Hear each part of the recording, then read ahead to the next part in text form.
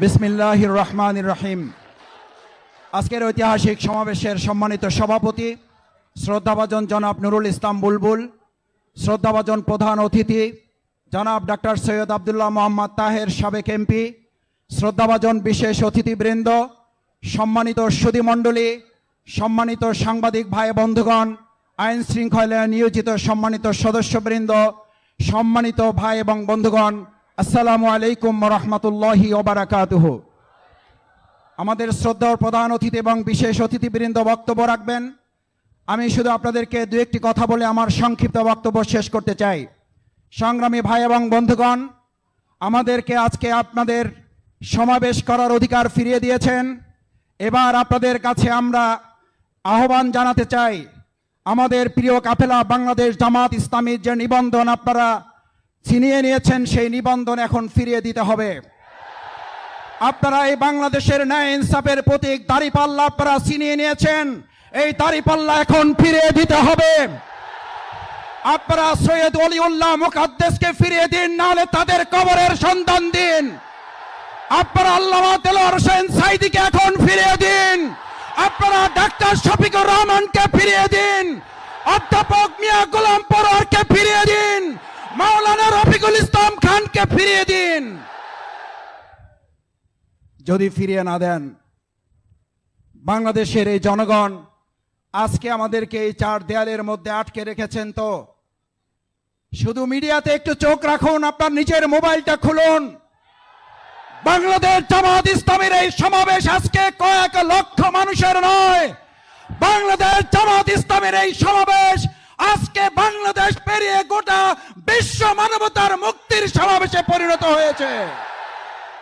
আমাদেরকে যত আটকাবেন তত দ্রুত গতিতে এই জামাত সামনের দিকে এগিয়ে গিয়েছে।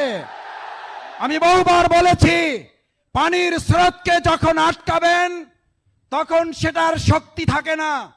সেই পানির স্রোত যখন আপনি স্বাভাবিক গতিতে চলতে দেবেন, সেটা শক্তি থাকে না। যখন সেই পানির স্রোত ছুটতে শুরু করে, সেই পানির স্রোত আর শুধু শক্তি হয় না, সেখান থেকে বিদ্যুৎ আবিষ্কার হয়। বাংলাদেশ জামাত ইসলামী আজ বিদ্যুতের শক্তি নিয়ে গোটা মানুষের অধিকার আদায়ের আন্দোলনে ভূমিকা পালন করবে।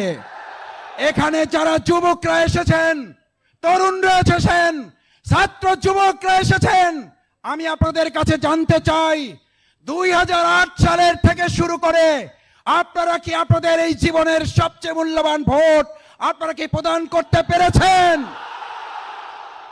2023 সালের শেষ, 2024 সালের শুরু, আমাদের ভোট দিয়ে নির্বাচন শুরু হবে। এই ভোটের আন্দোলনে কোনো বাধা আমরা মানব না।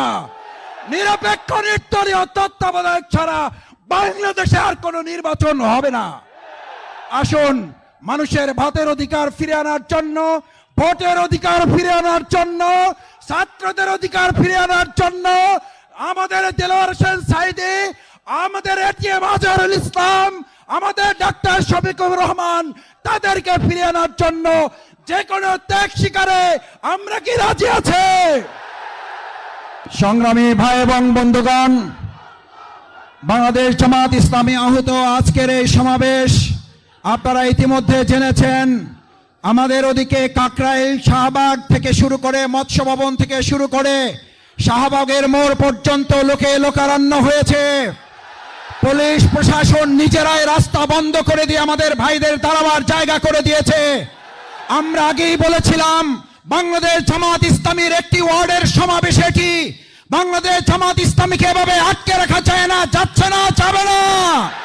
তাই শান্তিপূর্ণ সমাবেশের অধিকার আগামী দিনে আমাদেরকে দিলেই কেবলমাত্র জনগণের অধিকার প্রতিষ্ঠিত হবে ইনশাআল্লাহ। সবাইকে ধন্যবাদ।